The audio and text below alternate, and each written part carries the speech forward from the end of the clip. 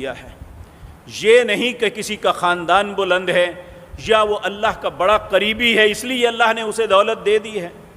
اگر اللہ کے قرب کی وجہ سے دولت ہوتی تو دنیا کے سب سے امیر ترین شخصیت جناب محمد الرسول اللہ ہوتے صلی اللہ علیہ وسلم۔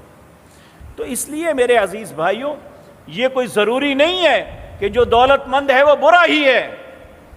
ایک عرب شاعر نے بڑا خوبصورت کلمہ کہا ہے، کہتا ہے ما احسن الدین والدنیا اذا اجتمعا، اس سے خوش قسمت، اس سے خوبصورت، اس سے پیارا، اس سے اچھا کوئی انسان نہیں جسے اللہ نے دنیا کا مال بھی دیا ہے اور ساتھ دین کی نعمت بھی عطا کی ہے۔